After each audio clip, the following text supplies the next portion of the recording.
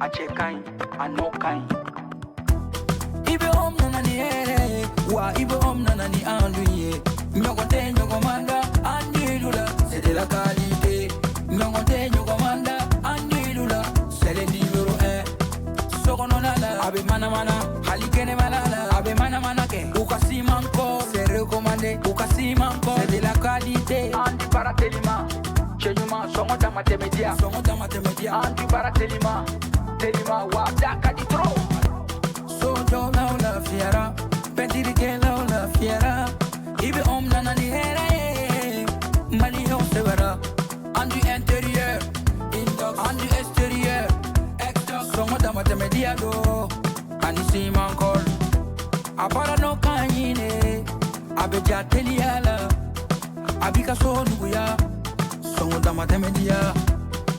Baara n'o ka ɲi I bɛ om baara n'o ka ɲi sɔgɔnɔ ta ni kɛnɛma ta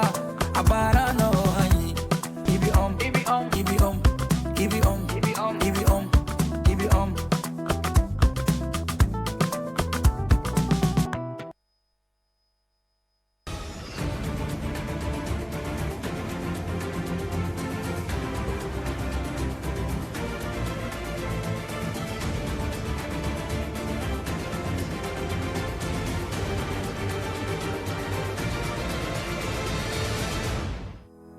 Parc des expositions de Bamako ale kɛra yɔrɔ ye min ye dayɛlɛli kɛ ka ɲɛsin Mali jagokɛlaw olu ka ɲɛmasigi wulikajɔw ma n'a bɛ fɔ ma ko chambre de commerce et d'industrie du Mali. Sigi in senfɛ ko ɲɛmaya dira Maju Sɛnpara ale ma san 4 nata aw bɛna ɲɛfɔli sɔrɔ o ko kan ni kunnafoniya ninnu senfɛ. Kunnafoni dilaw tɔgɔ la dɔgɔkun kɛrɛnkɛrɛnlen dayɛlɛli baaraw sigira sen kan bi don in na kunnafoni dilaw olu yɛrɛ ka soba la n'a bɛ maison de la presse ko fɔ wa sigi in senfɛ min ye farafinna ale kunnafoni dilaw ka lajɛrɛba o fana dayɛlɛli baaraw sigira sen kan n'a bɛ fɔ a ma ko forum panafricain des médias. Aw bɛna ɲɛfɔli sɔrɔ n bɛɛ lajɛlen kan an ka kunnafoniya ninnu senfɛ. An balimaw ni de an ka kunnafoni bakurunbaw ye ka kɛɲɛ ni bi juma ye marisi kalo tile 6 san 2026 an bɛna mun walawalaw ye ni sisan in na o kama an b'a fɔ ko aw bisimila a ka teleso mandi sanfɛla la i n'a fɔ an tun ye a fɔ aw ye cogo min na kunungo alamisa marisi kalo tile 5 san 2026 Parc des expositions de Bamako ale kɔni kɛra yɔrɔ ye bisimilali kɛra yɔrɔ min na ka ɲɛsin chambre de commerce ale ɲɛmasigi baaraw ma. K'aw ladɔnniya k'a fɔ sigi in k'a ɲɛmaya tun bɛ maa min bolo o de ye Mali jago minisiri n'a bɛ Musa Alasani Jalo ale ko fɔ wa sigi in senfɛ ko danaya dara maa min kan o de ye Maju Sɛnpara ye san 4 nata in ale de bɛna tɛmɛ ni baaraw ye ka faamuyali caman sɔrɔ nin ko kan anw ka ɲininikɛlaw ye minnu sɔrɔ an ka jɛ k'an ɲɛmadaw fɛ. Mali makobatigiw tɔgɔla so n'a bɛ chambre de commerce et d'industrie du Mali ko fɔ ko ale tariku kura sɛbɛ ka kɛɲɛ ni kunungo alamisa ye marisi kalo tile 5 san 2026 ni sigi in senfɛ min ye Mali jago minisiri ye ale ye kɔrɔfɔw ta kalafili ninnu ko labɛnna cogo min na a y'i nɛn don olu la k'olu fɛsɛfɛsɛ ka taa se biro kura in yɛrɛ bɛna baara mun boloda ka caman ɲɛfɔ o la. Chambre de commerce ka biro kalifa ko min kɛma kalifa sera a dan na. Kalifa kura y'a ka yɛlɛma o kalifa kura yɛlɛmani na an y'a ɲini chambre de commerce mɔgɔw fɛ Mali fan 14 bɛɛ lajɛlen k'a fɔ élection ka kɛ kalafili a ka kɛ bɛn kɔnɔ a ka kɛ keleya kɔnɔ a ka kɛ koto ɲɔgɔn ta kɔnɔ kele kana bɔ a la woyo mana bɔ a la o élection kɛra a kɛcogo la Mali fan 14 bɛɛ lajɛlen fo k'a bɔ région 4 na an b'aw fo ka waleɲuman dɔn a ye o waleɲuman min kɛ o ye fasodenya de ye a ye o min kɛ nin ye misaliya de ye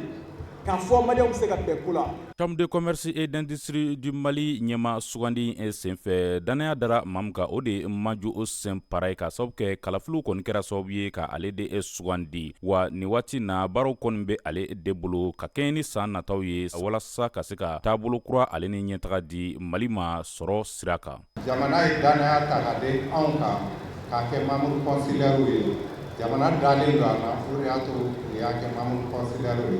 Donc an k'a dɔn k'a fɔ jamana ye baara de di an ma. Donc membre consulaire m'a ɲini a bɛɛ lajɛlen fɛ c'est-à-dire a ka kɛ cɛsiri de ye a kana kɛ k'a fɔ ko ni session sera an bɛ wuli ka na il faut que an ka gɛrɛ ɲɔgɔn na de ka baara mun kɛ an ka jɛ ka baara kɛ ɲɔgɔn fɛ.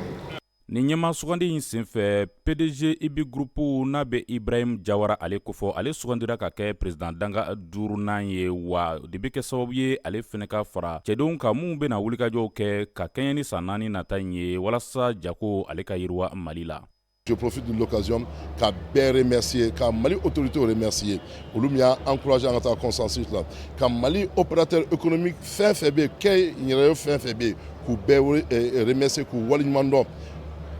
Olu min y'a to an sera ka nin don in kɛ ka sɔrɔ mankan ma bɔ a la, wɔyɔ ma bɔ a la. Donc ka bɛɛ remercier, ka f'u bɛɛ ma ani ca ni baraji. Ni kulu kura min sigira Chambre de commerce et d'industrie du Mali ale kɔni kunna olu ka hamina ti dɔwɛrɛ fɔ n'a kɛra ka wulikajɔw de sigi sen kan walasa ɲɛtaga ani sɔrɔ ka yiriwa faso Mali la.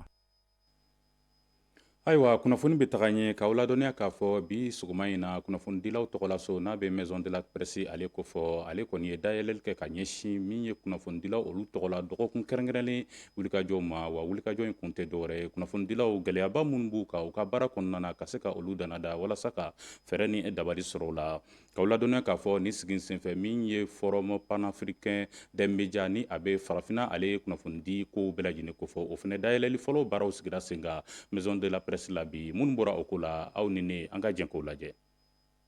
Dɔgɔkun kɛrɛnkɛrɛnnen don kunnafoni carili baara lakanani ma o baaraw ninnu donna an ka jamana kɔnɔ bi maison de la presse la u ye hakilina dɔ bila sen kan min laɲini ye ka se ka Mali kunnafonidi cogoyaw ani farafinna kunnafonidi cogoyaw k'olu kɛɲɛ ɲɔgɔn ye ani k'u fara ɲɔgɔn kan. Ɲina an taalen foli la sanyɛlɛma foli la Kuluba an y'a jira jamana ɲɛmɔgɔ la k'a ka d'an ye an ka fɛn kɛ ɲina min bɛ kɛ sababuya ye farafinna caman ka ɲɔgɔn sɔrɔ Mali la an ka kuma n'an kumana média ye mun ye u kan ka baara kɛ ɲɔgɔn fɛ cogo di gɛlɛya jumɛn min médiaw kan kunnafoni kolon minnu bɛ se ka ta ka bɔ fan wɛrɛ fɛ ka na anw jaabi k'a sɔrɔ an m'an bila u ta ɲɔgɔn na an ni mɔgɔw bɛ se ka sigi cogo di ka kuma ɲɔgɔn fɛ ka tiɲɛ bange tiga wɔrɔ ɲɔgɔn kɔfɛ a fara ka ca ni maa min dan tɛ a ka tiɲɛ na a b'a sigi a b'a ta fɔ ani maa wɛrɛ tɛ ɲɔgɔn lamɛn mais anw bɛ débat min nɔfɛ c'est un débat ouvert don a dayɛlɛlen don bɛɛ ka n'i fɛta fɔ bonya kɔnɔ karama kɔnɔ jamana taaɲɛ kɔnɔ o la. Ni ɲɔgɔn ye senfɛ kunnafonidila caman kun b'a kɛnɛ kan kɛrɛnkɛrɛnnenya la minnu lakodɔnnen dɔ baara in na ani jama fɛ u y'a yira k'a fɔ u bɛna fɛɛrɛw bila sen kan yalasa ka se ka kunnafonidi cogoyaw ni kulu falen min na baara in bɛ don bala farafinna. Kunnafoni bɛ di sira caman fɛ bi télé b'a di radio b'a di journaux b'a di presse en ligne b'a di médias sociaux fana bɛ kunnafoni di mais o kunnafoni di nafa foyi t'a la f'a ka kɛ sababuya ye ka nafa se jamana ma ani jamanaden ma médias sociaux minnu b'an bolo a ka ca mais mɔgɔ wɛrɛw de ko olu ka kunnafoni di anw ka jamanaden ma kan wɛrɛ la ani an yɛrɛ ka kan na a ka di cogo la a n'a sago la an ko o tuma n'an bɛɛ tora an damana nin ko in tɛ ɲɛ mɔgɔw ka hakili sɔrɔ k'u yɛrɛ ka personne dépasser an ka fara ɲɔgɔn kan. Mali mɔgɔ bɛ baara kɛ lakalita ɲini na kibaruya ɲini na o bɛɛ de ka forum don an bɛɛ de kan ka tigɛ di ɲɔgɔn ma an bɛɛ ka don da kelen fɛ an bɛɛ ka bɔ da kelen fɛ mɔgɔ si tɛ bila kɛrɛfɛ ni idée min bɛ mɔgɔ mɔgɔ la acte bɛ mɔgɔ fɛ aw bɛna ɲɛfɔ an ɲɛna inshallah an b'an tigɛ di ɲɔgɔn ma walasa baara in bɛ se ka kɛ ka ɲa a ka kɛ kunnafoni fɛn ye a ka kɛ sankɔrɔta fɛn ye. Nin baara in bɛɛ kun cɛla ni ɲininkaliw ye ka ɲɛsin ko in labɛnbagaw ma min n'aw ye jaabi di min ye maaw jigi sigi o y'a yira k'a fɔ nin dɔgɔkun kofɔlen in bɛna kɛ sababu ye ka kunnafoni di baara la taɲɛ. Kunnafoniya bɛ taga ɲɛ nin waati na an bɛ dɔ fɔ sunkalo ko kunkanko kibaruya la k'aw ladɔnniya k'a fɔ sunkalo ale kɔni ye tile 17 sɔrɔ bi wa n'i ye a lajɛ i b'a ye k'a fɔ sunkalo ye waati ye ɲɔgɔn dɛmɛ bɛ kɛ kosɛbɛ kalo min na o hukumu kɔnɔna na Mali seko ni dɔnko minisiri ka fara Prestige Consulting ale ye kulu ye olu farala ɲɔgɔn kan ka jamajɛ suntigɛ dɔ sigi Centre international de conférence de Bamako la sigi in senfɛ min ye seko ni dɔnko tigilamaw ye ka taa fara min ye bolola baarakɛlaw ye ko olu caman ye wele jaabi ka faamuyali caman sɔrɔ nin ko kan Mamadu Jalo ale ye mun sɔrɔ an ka jɛn k'o lajɛ. an ka minisiri mun sigilen do seko ni dɔnko fɔɔ ka taa se ladalakow olu lasagoni ma ale ye ɲɔgɔnnajɛba dɔ boloda sunkalo ale hukumu kɔnɔna la. Jamanakuntigi n'o ye Général Assimi Goïta ale ye projet créé n'a b'a fɔ sunkalo solidarité donc a y'a fɔ gouvernement baarakɛla bɛɛ ye an ka sunatigɛ kɛ ni an baarakɛɲɔgɔnw ye donc an b'o kɛnɛ de kan ministère de la culture seko ni dɔnko cakɛda an ye an ka hôtel baarakɛlaw ani an ka artisans ani an ka seko ni dɔnko yɛrɛ baarakɛlaw an ye ci bila o bɛɛ ma bi donc vraiment an bɛ dugawu kɛ nin sunkaloba in hɔrɔma kosɔn ala ka Mali basigi ala ka malidenw kan bɛn ala kana ni kɛlɛ ye Mali la. Jamana fanga ɲɛma ale ka ciden o fɛnɛ kun bɛ nin kɛnɛ kofɔlen kan a y'a laɲini ka se ka jamana ɲɛmaw u ka foli ni tanu kɛ ka ɲɛsin seko ni dɔnko tigilamɔgɔw ma kɛrɛnkɛrɛnnenya u jɔyɔrɔ o bonyali la jamana ɲɛta sabatili la. Mɔgɔ fɛn fɛn sera ka organiser ko fɔ président de la transition o de fɔ k'a fɔ ka bɛɛ wele an ka se k'an tɛgɛ di ɲɔgɔn ma autour du Mali seul le Mali compte ka bɛɛ wele à la solidarité an nana suntigɛ la ɲina an ka duwawuba kɛ pour que Mali ka se k'a kunkɔrɔta salon an kun bɛ yan salon ta kun ka dɔgɔ ni ɲinan ta ye ɲinan ta bonyana ni salon ta ye ala ka san wɛrɛ ta fɛnɛ bonya ni ɲinan ta ye ka organisateurs fo k'u encourager pour que nin ko in ka se ka an ka maa dɔnnibɔw seko ni dɔnko sira kan olu y'a yira k'a fɔ nin hakilina in kan ka don bɛrɛ la walasa seko ni dɔnko baarakɛlaw ani minisiriso fɔ ka na se jamana den kelen kelen bɛɛ lajɛlen ka wulikajɔ bɛ se ka kɛ kelen ka bɛn ni keleya sinsin ani fɛnɛ ka seko ni dɔnko lataaɲɛ. K'an fara ɲɔgɔn kan dɔnkilida la balafɔ la sinimanbɔ la théâtre bɔ la k'an bɛɛ fara ɲɔgɔn kan kɛnɛ kelen kan an tinw ka don ɲɔgɔn na an ka tereke ɲɔgɔn na diinɛ sira la diinɛ kelen tɛ dɛ diinɛ bɛɛ donc nin ye nisɔndiya kɛnɛ ye an bɛ dugawu kɛ ala ka sindiya ni kɛnɛya d'u ma. C'est l'union qui fait la force. N ye bɛn de y'a kɔnɔ bi n y'a ye bɛɛ sun tigɛ kelenya ni bɛn kɔnɔ hali bi ala k'o sabati an ka jamana kɔnɔ an ka culture ala k'a taa ɲɛfɛ. Ni sunkalo kaloba in ale taara ka kɛ wagati ye min na seko ni dɔnko tigilamɔw u y'u ka bɛn n'u ka keleya ni k'o yira kumu kɔnɔ fɛn min ye an ka minisiriso ye ale y'a yira k'a fɔ ale kɔni bɛna to nin maa ninnu kɔkɔrɔ cogo min na jamana ale bɛ se ka buguratigɛ a ka seko ni dɔnko yiriwali sira fɛ. Halisa an bɛ to sunkaloko hukumu kɔnɔna na k'aw ladɔnniya k'a fɔ sunkalo ale kɔni ye fɛn ye min kɔni a ma latigɛ bɛɛ lajɛlen ma barisabula maa mun kɔni fari ma kɛnɛ kosɛbɛ ko olu ye maaw ye mun sen tɛ sunko la. O hukumu kɔnɔna na min ye muso lasiribagatɔw ye ka taa se maaw ma mun ka farigan ye jabɛti ye ale ni ulcère fɔ ka taa se rɛnfagandɔgɔya banaw ma ko olu ye fɛnw ye ni o kɔni bɛ maa mun na dɔgɔtɔrɔw kɔni b'a laɲini olu ka u sen bɔ sun na ka se ka faamuyali caman sɔrɔ yen ka Asanso ale ni Dr Bari ye baro kɛ u ye minnu sɔrɔ an ka jɛn k'o lajɛ. Sunkalo ale ye wagati kɛrɛnkɛrɛnnen ye silamɛya diinɛ la k'a ta tile bɔli la ani ka se tile binni na a man kan mɔgɔ ka dumuni kɛ ale ka ji min hali n'o y'a sɔrɔ diinɛ labatoli dɔ don a man kan fɛnɛ bɛɛ lajɛlen ka sun ka sababu kɛ u ka kɛnɛya taabolow ye. Bɛɛ n'i ka tableau de don bɛɛ n'i ka farilasogo bana de don. Muso n'a sera kɔnɔ si sera kalo 6, 8, 7 ninnu na ka taga a bɛ dumuni caman k'o wagati la parce que a den b'a dɛbɛ la o yɛrɛ mago bɛ ale ka ba ka dumuni nafa dɔw la minnu bɛ sin di u denw ma o fana b'o cogoya la i b'a ye muso dɔw bɛ yen n'u tɛ dumuni kɛ ka ɲa dɔrɔn ji bɛ dɛsɛ u sin na mais bana dɔw bɛ yen par exemple minnu kɔni ka jugu dimi bɛ minnu na bana bɛ minnu na o kɔni n'u bɛ dialyse yɛrɛ kɛ o jeli bɛ to ka taa ko olu man ka sun yɛrɛ de diabète tɔw fana bɛ o cogoya la diabète minnu bɛ pikiri kɛ par exemple i bɛ insuline kɛ wagati min na o y'a sɔrɔ i ka dumuni b'i kɛrɛfɛ parce que a bɛ se ka kɛ i ka glycémie bɛ girin ka jigin e bɛ ka ulcère min yɛrɛ fɔ o kɔrɔ ko jeli yɛrɛ bɛ furu la donc n'o yɛrɛ dimi wulila tuma dɔ la a tigi bɛ teliya ka dumuni dɔ de ɲini. Hali n'o y'a sɔrɔ i tɛ se ka mɔgɔ lajɛ k'a fɔ karisa ni sun man kan ani sun ka kan an ka dɔgɔtɔrɔ Bari ale y'a laɲini bɛɛ lajɛlen fɛ maa o maa n'i bɛ fɛ ka sun i ka taa lajɛli kɛ n'a bɛ f'o ma ko consultation walasa kɛnɛya tigilamɔgɔw k'i bilasira. I jabɛti tɔw rɛndimi tɔw furudimi tɔw muso kɔnɔmaw minnu bɛ sin di den ma ninnu bɛɛ bana fɛn fɛn bɛ yen n'i b'a dɔn kɔni k'i yɛrɛ kɔni man kɛnɛ i farisogo la donc a cɛ ka ɲi i kana don sunkalo kɔnɔ k'a sɔrɔ i ma taga dɔgɔtɔrɔso la parce que ni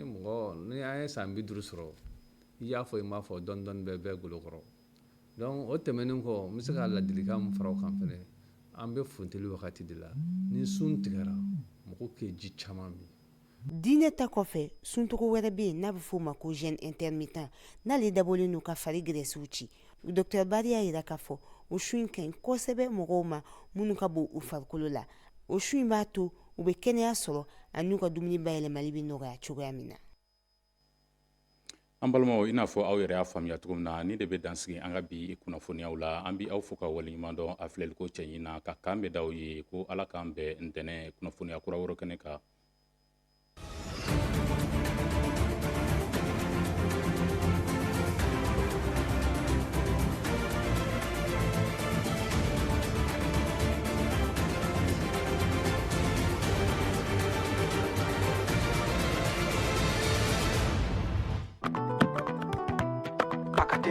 a cɛ ka ɲi a nɔ ka ɲi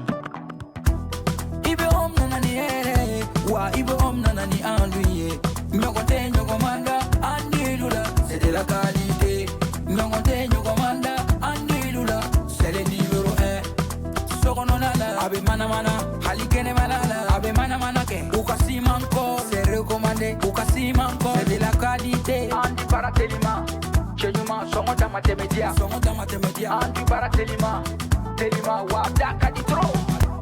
Sojo na la fiera Pentiri ke la fiera Ibe om nana ni here Mali ho severa Andu intérieur Andu extérieur Songo dama teme diado Ani si mankol Apara no kanyine